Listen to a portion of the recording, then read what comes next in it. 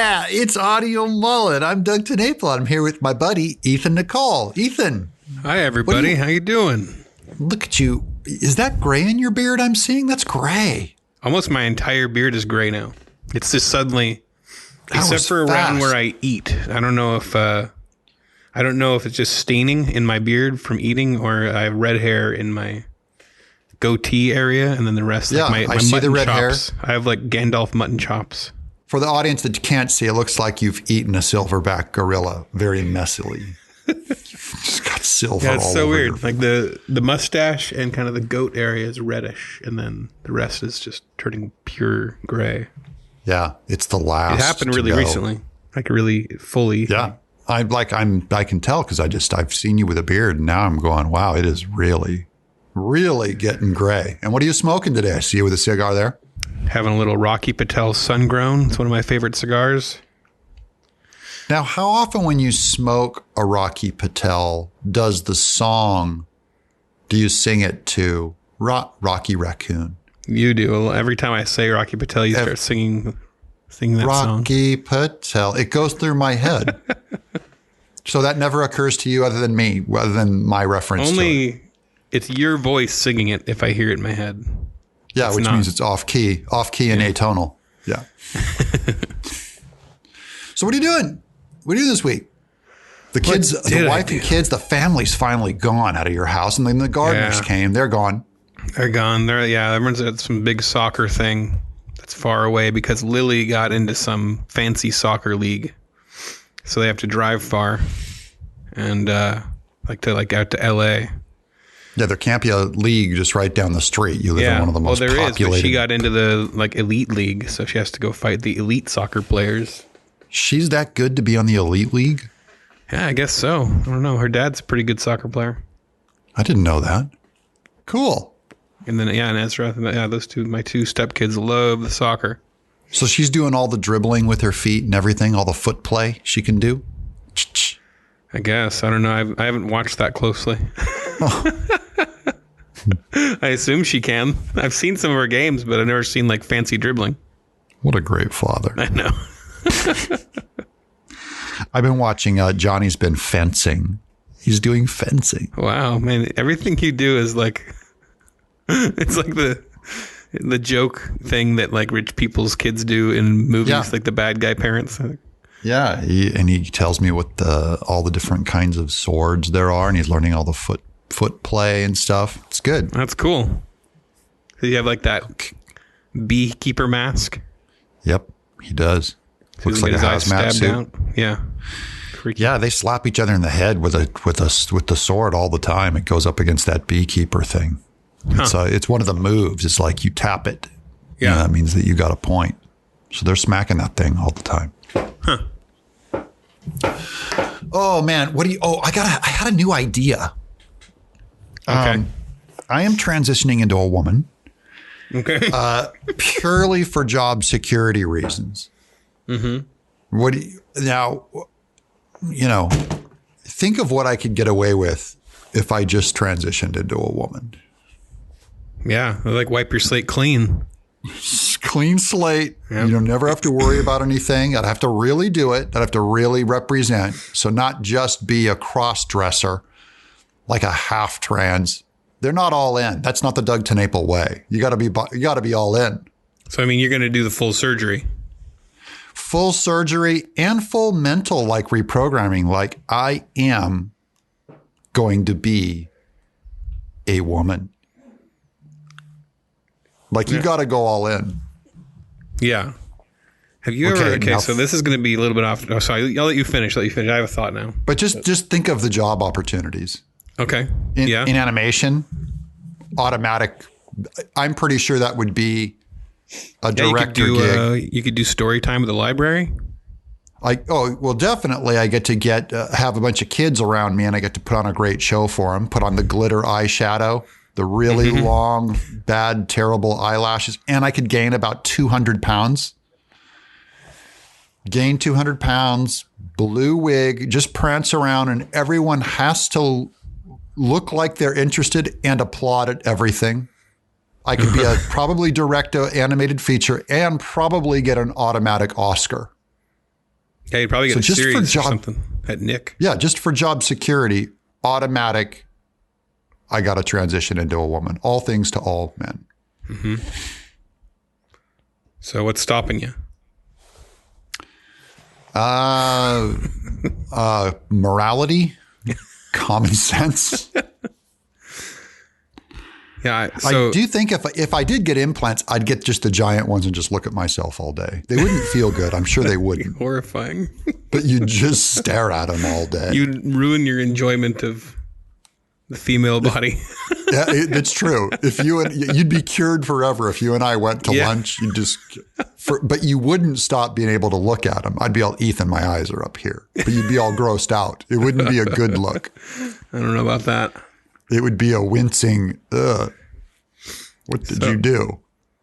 One night, me and my wife were like talking about all this, and like we were talking about how, sex change operations, and we had never really thought about how you turn a woman into a man. Like, how do you add a penis to somebody? Oh no, it's kind of easy to like, and if you don't really look into it, it's easy to be like, to each their own. It's nice for somebody to live out their dream or whatever. And then you look up, and I'm not recommending this, but if you look up images of actual operations and what it turns out to look like, it's complete butchering, mutilation. Like, it's hideous. Yeah. It's so gross. And it's like, and just by looking at it, I was like, this is not right. The idea that any parent would choose that as plan A is abuse. Like, that is flat out child abuse.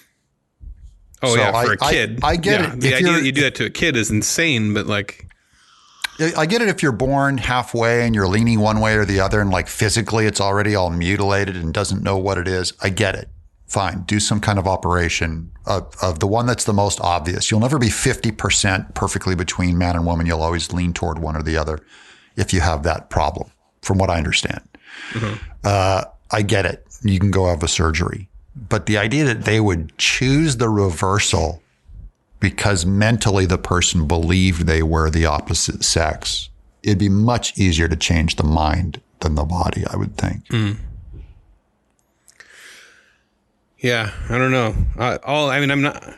I'm not even making a statement about what policy or law should be. It was completely a gut reaction to that site. It was like this is messed up. This is not. You're putting like evil. I can't remember. You're putting a piece of bone or something in there, making this fake penis, and like a weird thing that you like.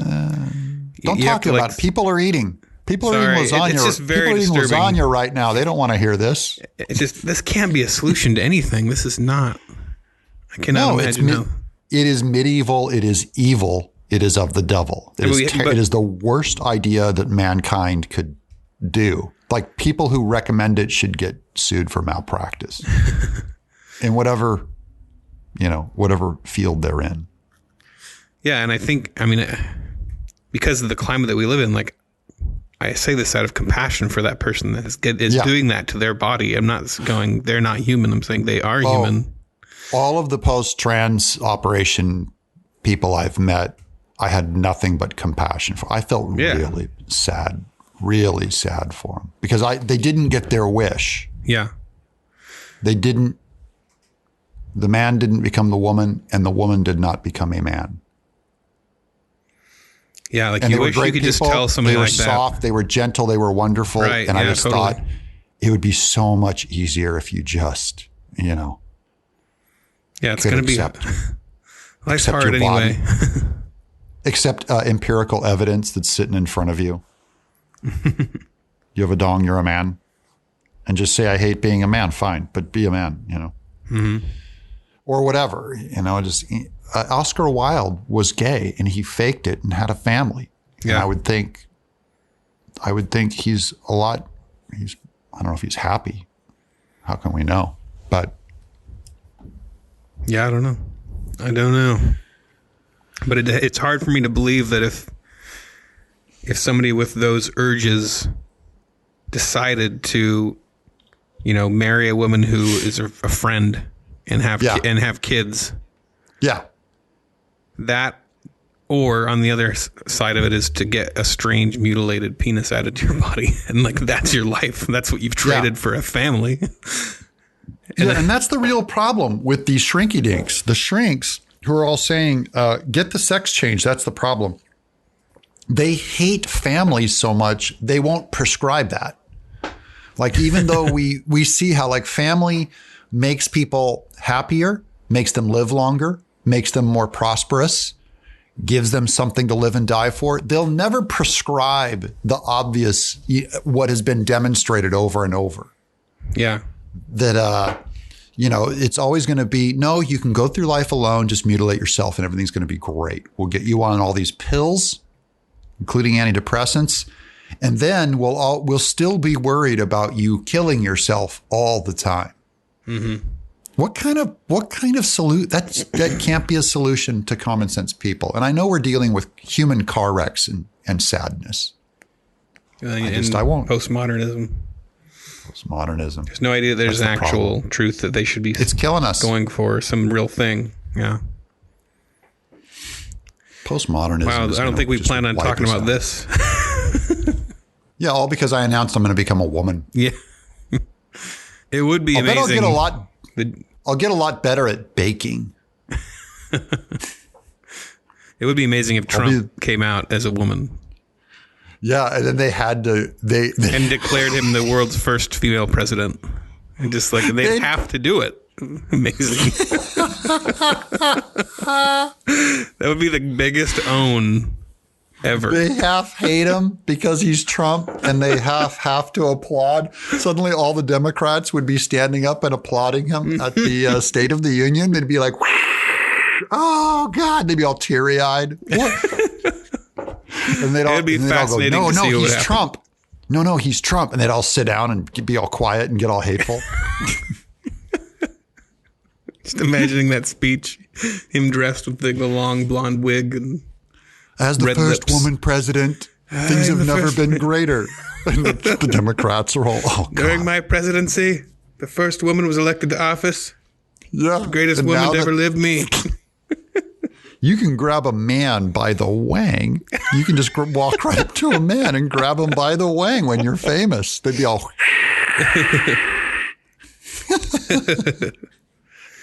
I love it. I stole that joke from Bridget Fetisi, just to be clear. That's not my joke. Wait, you did? That was a total theft? Bridget said that he should transition. She said that. I think she may have said it on her show, but she said it to when we had lunch before she came on the Babylon Bee podcast. She said that. We were like dying laughing. Oh, then we got to credit her because Bridget Fetisi, that's a funny one. She's funny. Fetisi, which sounds so much like, it sounds dirty. Mm-hmm.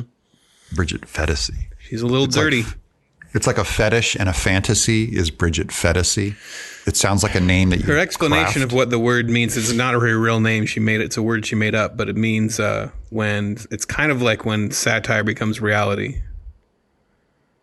I think that I can't remember. She talks about it. I'm going with fetish and fantasy. Okay. Because didn't she write for Playboy? She did.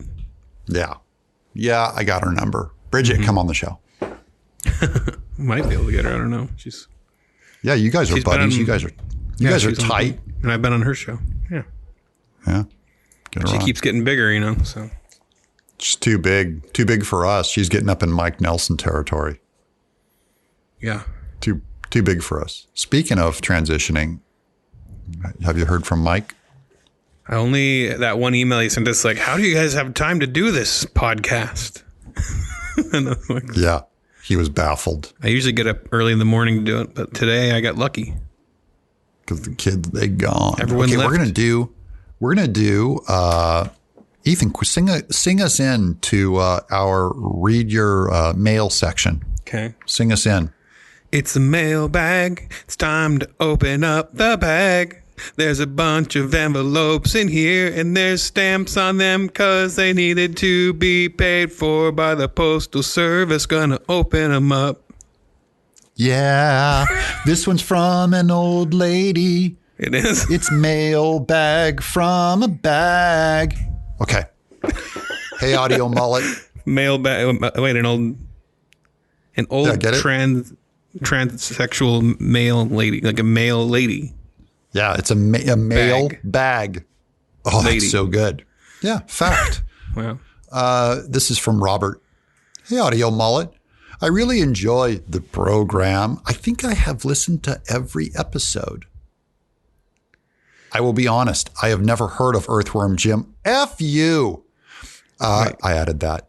Or any of that kind of stuff before listening to the podcast, but I enjoyed ordering the book. Thank you. Goodness. Oh, I removed that F you. I apologize. Bless you. That's me. Back to the letter. I also enjoy all the stories. You really seem to like each other. We've got him fooled. And you enjoy helping each other out. Just wanted to share some thoughts. We like each other now that we're not working on VeggieTales anymore. Oh, man, that was brutal. I knew our friendship would survive, but I hated when we were on VeggieTales. I didn't just hate you. I hated everything. I was a picked scab and everything was Tabasco. It was like, why do you exist right now? Can't you see I'm a picked scab? It was like I could tell it was like a prison for you because it was just everything that you are not, like, except for money. You like money. But, I dig money. The money was working. That was the only thing that worked. Yeah. Because we really didn't have that much creative control. And which, by the way, is true on any project that you do for a network. Anything that you do not have creative control. Right. It's kind of a myth, right? Unless you're like, I assume unless you're some, who knows, you're George Lucas funding your own trilogy or something. Yeah, and look what he did. Yeah. I'd probably do even worse if I was given free reign. If you were given free reign on any project, Ethan. Yeah. It'd probably never get done. Wouldn't you think that wouldn't you be just more than a little scared that it was going to suck if you were just allowed to do anything you wanted? You go, this ain't going to be Moby Dick. Yeah, that'd be very daunting. I'd be up for the challenge. Oh, man. I wonder if I could give you like all the money in the world to make what I would expect.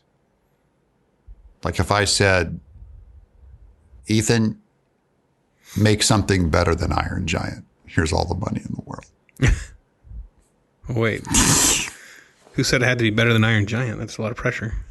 That's what I mean, is something truly great. Because Brad Bird was given like free reign on most of his projects, Iron Giant and The Incredibles. And he would just like pull out miracles. Mm-hmm.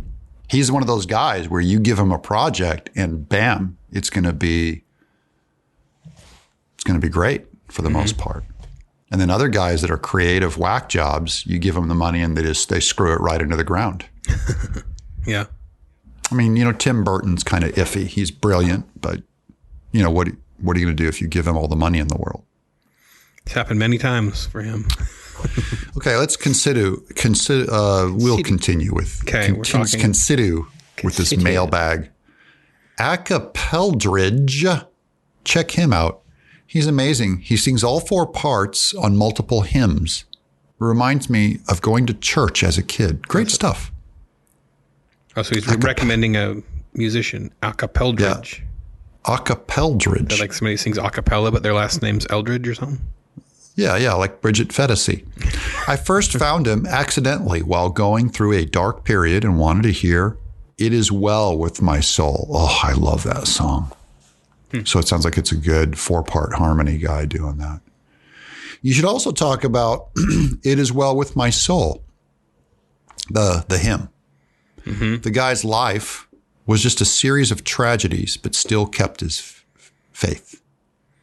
That's Spafford, right? I believe he's the guy that wrote, if I remember the story correctly, he came up with the lyrics as he was on a ship passing by the place where his family drowned, his wife and children or something. Or I don't know if it was all of them, but he lost a number of. He lost all of them. The ship set fire and they all went down. And then he wrote the song, It Is Well With My Soul. One of the greatest hymns ever written. Yeah. Yeah, it's conquered. Such a great hymn. Yeah, beautiful. Similar to Ethan, I have a slightly weird background and exposure to the church. His dad is Baptist Methodist, his mom Pentecostal. Wait, is that weird? Not quite as weird as mine, but yeah. If Pentecostalism's involved, it's going to get weird. Yeah, it's always going to be weird. To all you Pentecostals out there, I know you can barely figure out the internet because it's technology and of the devil. Well, their hands are all swollen up from all the snake bites. Yeah, all the snake bites all up and down them, and their spontaneous multiple baptisms where every time a swirling eddy comes up, it's demons coming out of their head. That was my dad's Pentecostal experience growing up, is every time they'd have a baptism, they'd dunk him under. Mm-hmm. And if an eddy swirled up, they would say it was a demon coming out. So they'd dunk him again to get more demons out of him. He was in like really bad, oaky, backwoods Pentecostal, really screwed up religion. Yeah, have you ever met people like that they constantly are worried about if they're going to go to hell or not? Yeah. Like it's a paranoia thing. That was me. I've never been able to relate to that. I think growing up as a Nazarene, because they believe you can lose your salvation, which no matter how hard I try to lose my salvation, I can't lose it now. So now I've changed my position on that. I don't think once you've met Christ, you can lose it. Mm-hmm.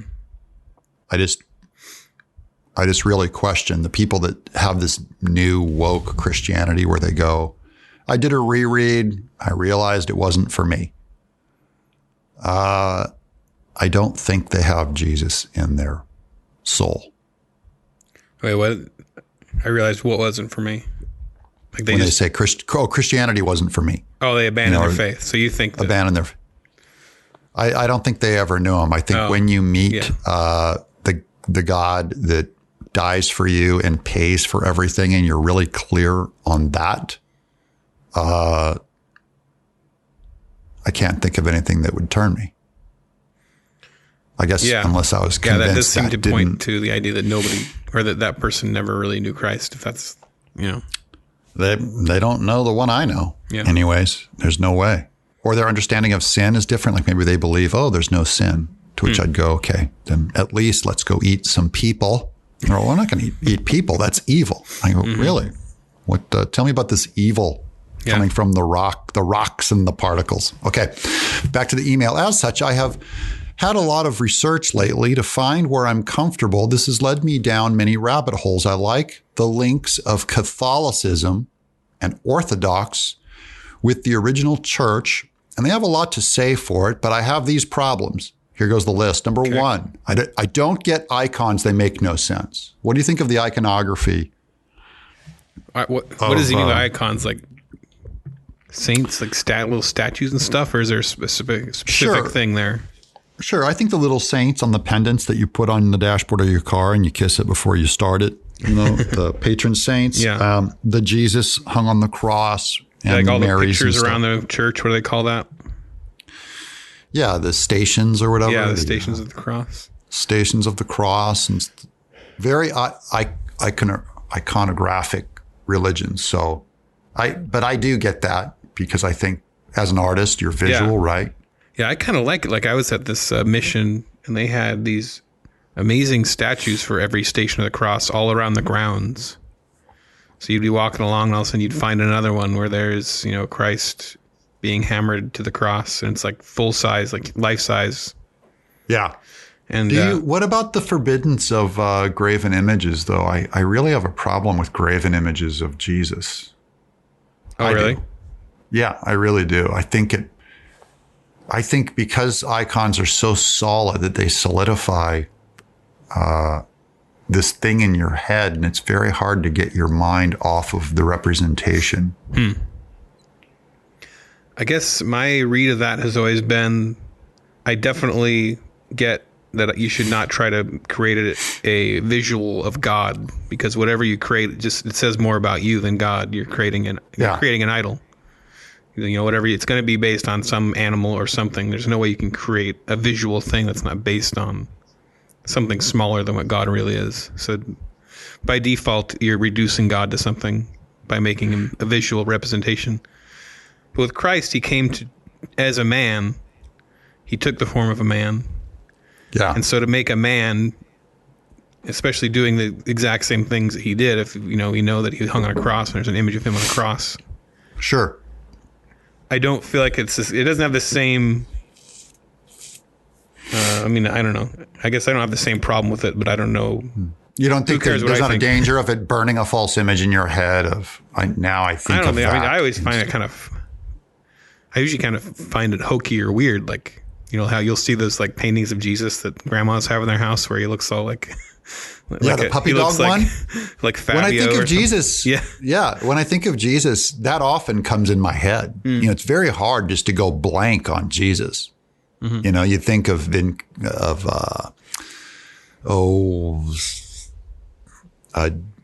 Caviezel. Mm-hmm. I almost said Vin Diesel. Or be interesting. Or that puppy dog Jesus in that painting. You're a Jesus who's helping Donald Trump sign late legislation. Yeah, the one that's like arm wrestling with Hillary Clinton. I never saw that images. I don't like. I really fear having the wrong image of God in my head because I'm so aware that mankind really gets off on constructing a preferred God in his mind that I want to empty out lean not on your own understanding. I don't want my understanding. I think that's wise. Preference. So, I mean, I think, the application to God, I take it as like almost like sacred law. Like I wouldn't, it's something I had to realize, but now if somebody ever tried to make me in any project, say, make a version of God, even if it was in a cartoon, they wanted me to do like an old man in the clouds, like I just wouldn't do it. Yeah. But with Jesus, I'd be more apprehensive. I wouldn't I can't imagine myself doing a project where Jesus is the main character now. And never mind my past. But yeah. Your terrible past of where you attempted that. Here's number 2. He doesn't understand celibate priests. From some of Paul's statements, I can get the idea, where he says, like, I prefer to be celibate or whatever. But there's no reason why you can't be married. What's your take on that? Celibate priests, got a problem with that? I don't get it. I mean, it seems, I don't know how closely connected that is to the whole child molestation thing, but it seems a little twisted to me. Oh, hold on. Easy, son. Easy. Jeez. Went straight to DEFCON child molestation. Yeah. Straight to DEFCON Cosby or Epstein or whatever. Man. But still, if you were like all on board with everything about Catholicism, then a priest not being able to marry wouldn't stop you. No. That's what they want. Every denomination has their things, I guess, Oh, man, I love the Catholic audience right now is just shriveling that you called them a denomination. Oh, yeah. Because they're like, we're the one true church. True. I always call them a denomination. I do think of them as a denomination because that's the only way I can think of them as other Christians. I still think of them as other Christians, but with a lot of weird stuff they do. Yeah, but you're not the one true church or I'd be sitting there with you. So I call you a denomination. It's terribly offensive. We should have a Catholic on sometime. A good one. Yeah, I know a ton of them. An entertaining one. Just find an Italian guy. Just find a Mexican. Your gardeners who were just there. Yeah. They're Italian. They're all Catholic. Yeah, that's true. My thing on the celibate priests is, I don't think it is required, but I do think there's something to be said.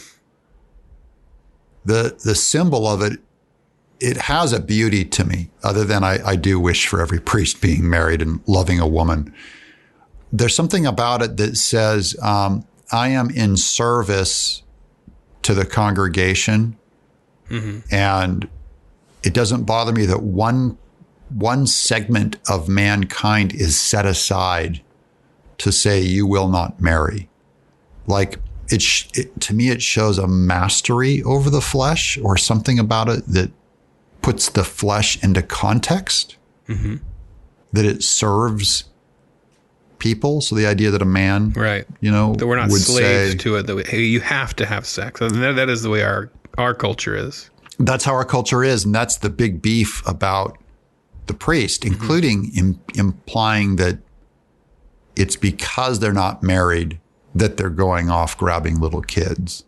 Yeah. I just don't. Yeah, I don't think it's that AB. It's ABC. Yeah, doesn't add up. It's an easy thing we all repeat. Right. But I don't think it tells the true story.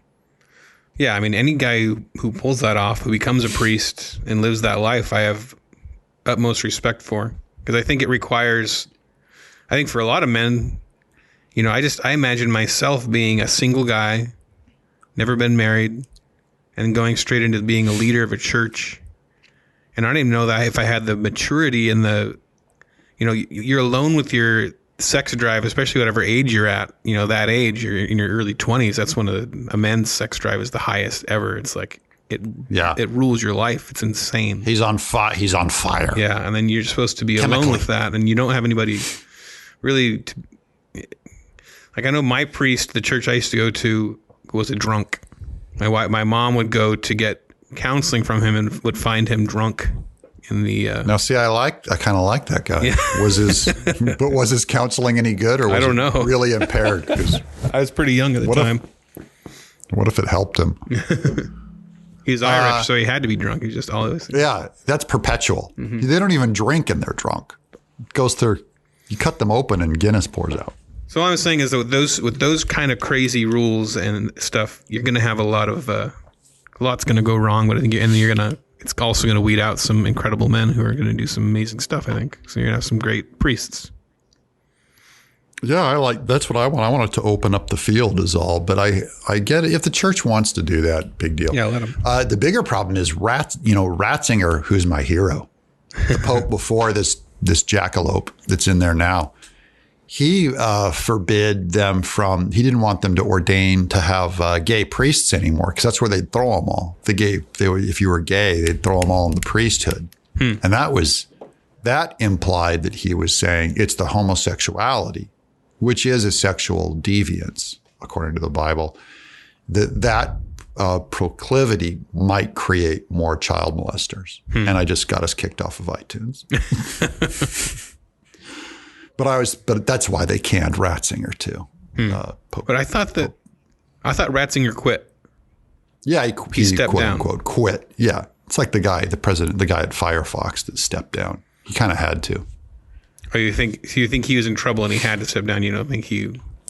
Because I had heard this like secondhand from somebody, because I thought that wasn't there like a movie called Two Popes that came out? Yeah, was it about them? I thought it was about that. I didn't watch it. So I didn't either. We should watch it. We should talk just about like we watched the Joker. Yeah. So yeah, that one was about these two popes that like to go. They ride on a teeter-totter together and they go eat ice cream cones together. No, I don't know. I didn't see it. But I thought it's like the courtship of Eddie's father. It's like da da da da da da da. Maybe they fight. It's like Rocky. It's two popes. They're playing ping pong. Yeah, playing Mario Kart. I thought it was about how he came to somebody was telling me it was about this realization he came to that this other guy was better fitted to be a pope. Oh, that's terrible. So maybe is that like the left leaning version of the story, or is that like, I don't know. I haven't seen it. Gotta be. If it got made, yes. Yeah. That's my rule. If it got made, it was a bad idea and a lie. Number 3, lifelong Virgin Mary. Explain James, Jesus's brother, etc. So he has a problem with the Virgin Mary. Was she always a virgin? Did she after Jesus? That's why he said lifelong Virgin Mary. Is the Catholics believe that she never had a man, that she was perpetually a virgin. Why do they have to believe that? Do they just add that on because otherwise it messes up her sainthood or something? Yeah, not just sainthood, co-redemptrix, like the co-savior. That's one of my big problems with Catholicism is the Virgin Mary. Yeah, it's a little weird. Absolute, right out, flat out. I see it as a kind of paganism even. Mother of God and all that bull crap. Sorry, Catholics. Sorry, but not sorry. That's one thing where I just think I won't go near that, and I wouldn't go near the Pope being the father of the church. And needing his forgiveness and things like that. Yeah, I get where they're coming from. We talked to our buddy Adam. He's a Catholic, and they have scriptural defenses. I believe their scriptures taken out of context. We should have Adam on. Dude, he would never come on. I'm always trying to get him on my shows. Oh man, yeah, I talked to him on the phone this week for hours. He's doing good, doing real good. What we got to do is get together with him for cigars and don't let him know I'm recording. And it'd be the best episode ever. Now that would be good. Yeah. I love that. Love him so. He'd have no idea he had a podcast. Like we just keep recording every time we get together with him. He wouldn't even know. Maybe he'd come on if we'd say, look, we want you to defend Catholicism and we're going to ask a Catholic thing. Yeah. And we want an interesting Catholic. Oh, and he's the most interesting guy I know, but he won't talk on mic. But so our friend, he used to be, raised Pentecostal and then became a normal Christian and then then fell and became a Catholic. Was it our buddy John that led him that direction? No, I don't think so. John Soares, who I did Sock Baby with, and he was on Veggie Tales as an editor. Ronnie Cordova, greatest guy I know. Great Catholic brother, great guy. Side note: if you guys have never Googled Sock Baby, watch those videos. They're hilarious. Yeah, just go watch Sock Baby. Kung Fu fun. Yeah, and Eric is one of the guards who wears his underwear. We almost got Eric on the show today. He's out pitching, I think, Disney or something. Okay. And then he says, this guy on this email says, I don't think I could be a Calvinist, even though I have some leanings. Yeah, I have. Don't we all have some leanings? Yeah. We all have leanings. Heavy Calvinist leanings. But I do think the church should have communion every week. Where should I go? Why, my borderline mutt Baptist church, we've started having communion every week for the last year. We've been doing it, which I love, by the way. We do it like once a month or something. Oh, Ethan, I committed the Holy of Holies sin during communion. Do you know what that is? Did you sneeze into the wafer plate? I almost dumped a tray on the congregation. Wait, so I've been training up baby Doug, my son, Ed, to be a usher. He's 16.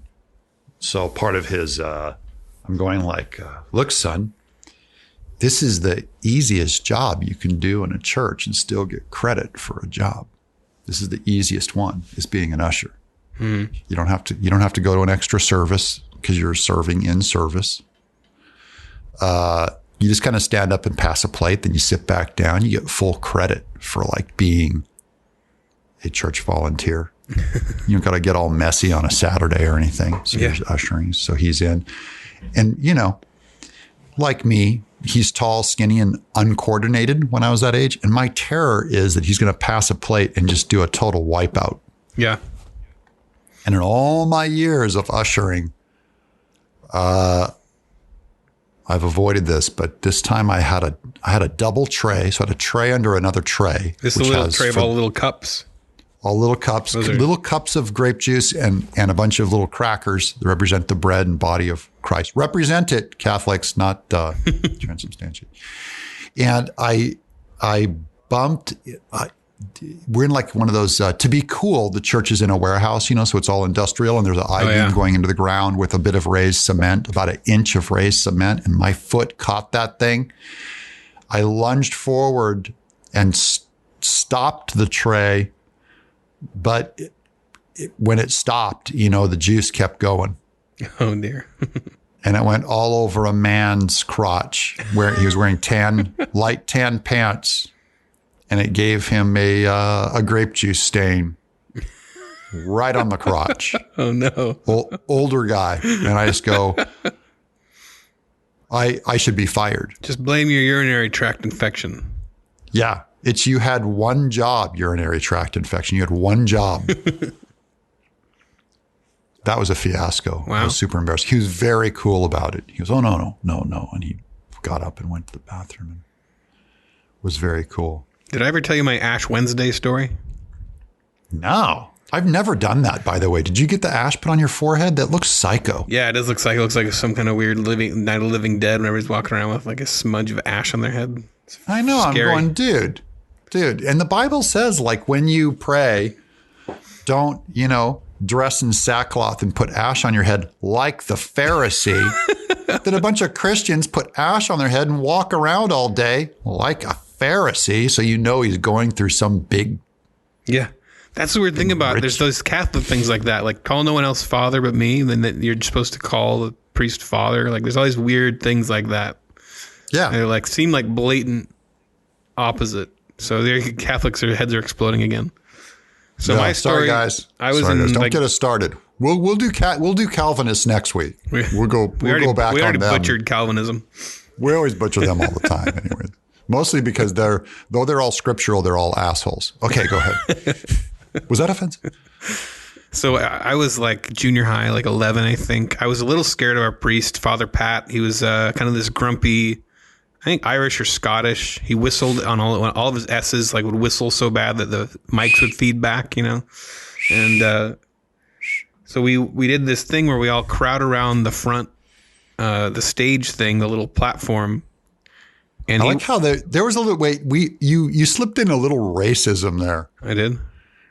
He was Irish or Catholic, or I said Irish or Scottish. Irish or Scottish, same thing. One of those It's like two. Chinese, Japanese, Irish, Scottish. People are like all one of those guys. They talk very similar. Yeah, probably Irish. He wore a lot of green, like the Lucky Charms guy. Yeah. Sure. So yeah, we're all crowded around this platform thing, and he's walking up to everybody, and he's rubbing his ashy thumb on everybody's forehead. So he's doing, a lot of people. He's going all around, and I'm just waiting to get to me. And it's kind of like a horseshoe of people he's going around to.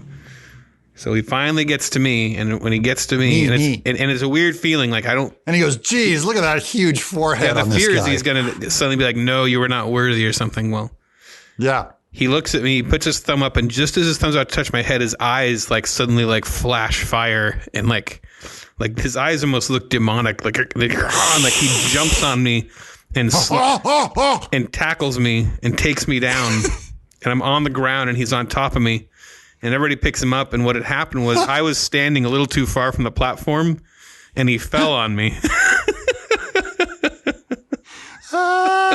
So I got full on tackled by the priest in front of everybody.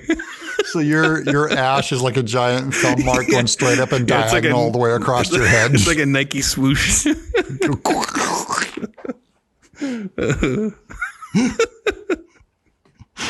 Oh, I love church.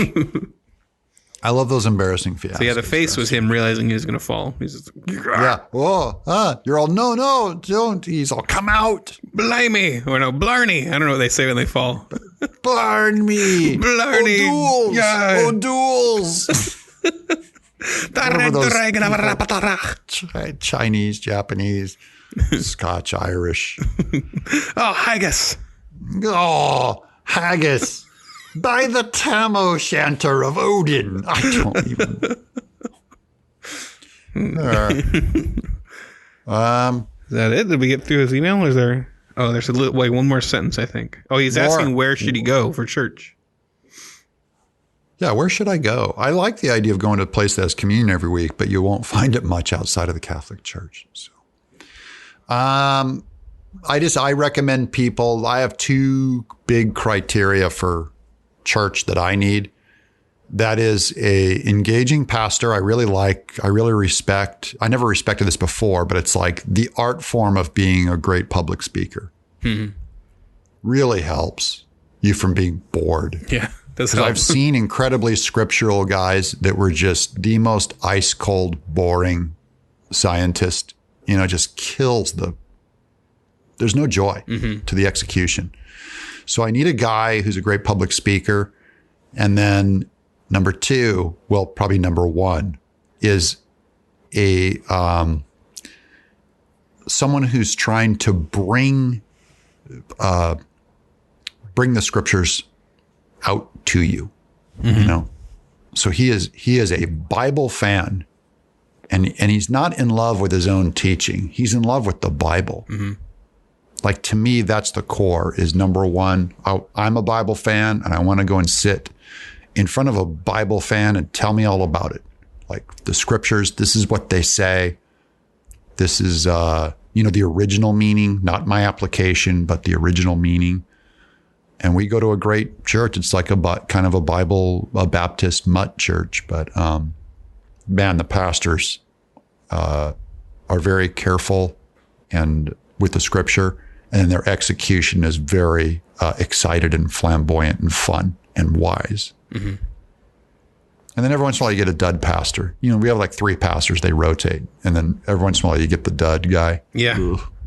The guest speaker guy or whatever. And you know how the beloved Miss Tenaple like doesn't have a mean bone in her. Mm-hmm.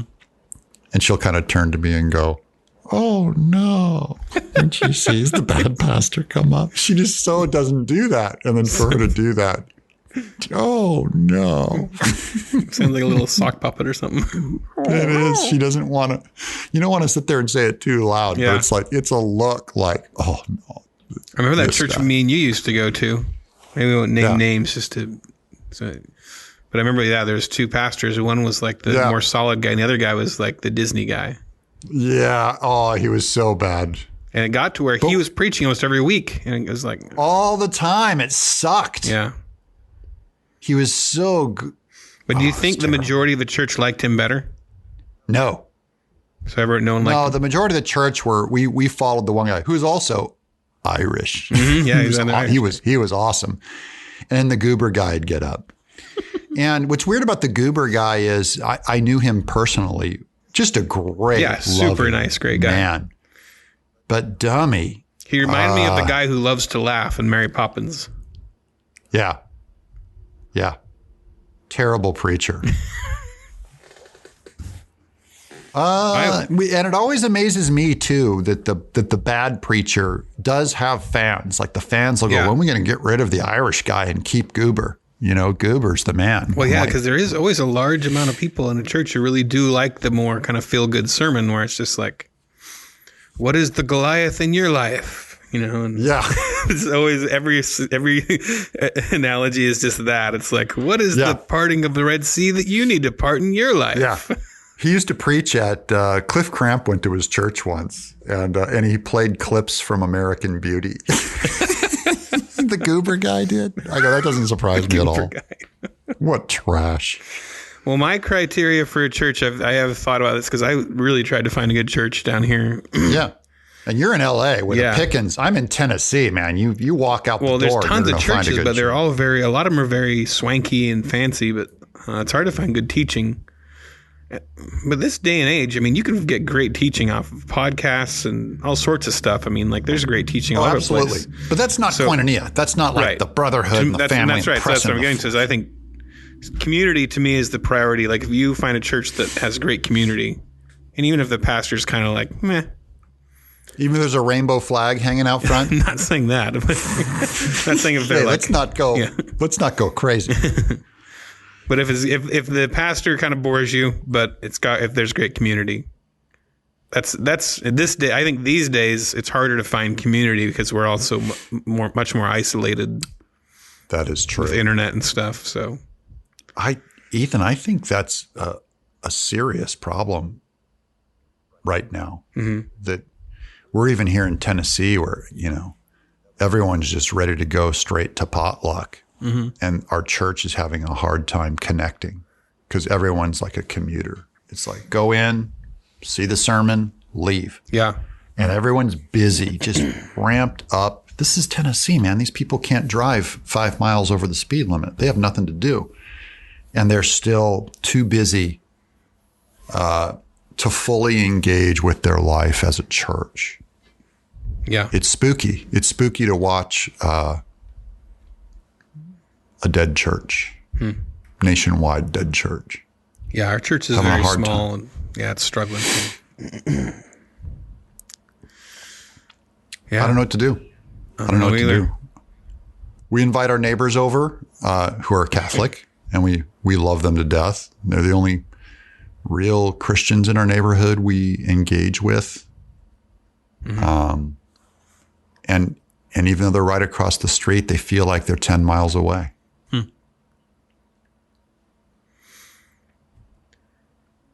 Well, and it didn't used to take like an iron will discipline to connect with other people. It was just like you left your garage open. Yeah. They'd come over and drink a beer. You invite, I just remember my parents, man, everyone was over for dinner all the time. And they would throw parties where they'd put on records and dance. Like they were in their mid 30s, early 30s. This is like the early 70s, or whatever, mid 70s. People were just always coming over and just having a good time. And now it takes like iron will to invite, hey, come over. In fact, we sit by this family in our church and we're always swearing we're going to have dinner together. And we do it like once every 6 months. In fact, we sat by each other for 2 years before we finally went to dinner after talking about it for 2 years. We're like, this is getting stupid. Yeah, that was one great thing about when we were doing Chestertonians, like built-in community that we just had it happen every Sunday. It was ready to go. So to explain to the audience, Chestertonians, we would meet. If you haven't listened to the podcast in the past, we've talked about it quite a bit, but we'd all meet and read Chesterton at Doug's house every Sunday after church, smoke pipes, cigars, drink some whiskey, beer. The beloved Miss Tenaple cooked for everybody. She'd make us an amazing meal every time. I was like, why are you doing this? You're amazing. Thank you. She was amazing. It's like falling out of bed. The chick's awesome. And then all the guys would talk about like they had come from church, but they'd come to the Chestertonians and go like, this is church. Because the warmth of the, a man's embrace and just, it was jolliness. I just remember everyone smiling. You break out the pipe and everyone's packing it. Yep. It's like pack time. Yeah. It was lovely. I'll never forget that. And that's a foundation, under me that I still grow from. Okay. To wrap up this email, where's the modern day Keith Green? If you guys don't know who Keith Green is, he's a great Christian rocker who started in the early 70s. He was like an atheist and he got converted in the early Jesus movement that exploded out of LA. He got saved on, Laurel Canyon, where Charlie Manson killed Sharon Tate, or his followers did. But all along Laurel Canyon, there was a bunch of druggies that would meet and play music, play rock and roll. And Keith Green became a Christian and kind of led a revival in that LA area. He's a great rocker, died in a plane wreck in the late 70s. And then he says, Hillsong would never play altar call or to obey is better than sacrifice. That's true. Because Keith Green basically just sang the scriptures. Sincerely, Rob, please don't share my name. If you must give a name. I didn't share his last name. Didn't give his last name. He could be any Rob in the world. Right. Should I bleep that?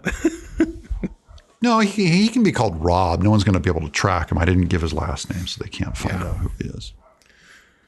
Yeah. I'm not super familiar with Keith Green, but you'd love him.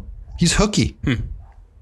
Just him and a piano. He would pound that piano, man, and real passionate, real on fire and I really liked him. Real hippie.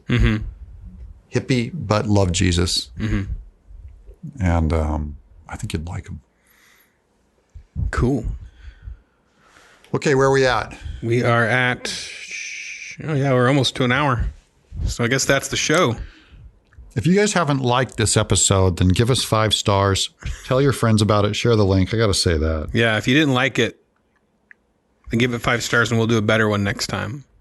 Yeah, that's how you give us a thumbs down is give us 5 stars. Yeah. And we'll hear the message loud and clear. Indeed. Well, I hope Rob enjoyed his detailed response to his email. Yeah, we got a lot more emails. We could do another show. When you're ready to record one, we'll do another. Yeah. This has been. I think we're still in that delay. Audio mullet. A mullet of audio smashing you in the face. Audio mullet. Short in front, long in back. It's a fact. It's the audio mullet. This has been Audio Mullet. Audio Mullet. Rough. This is stupid.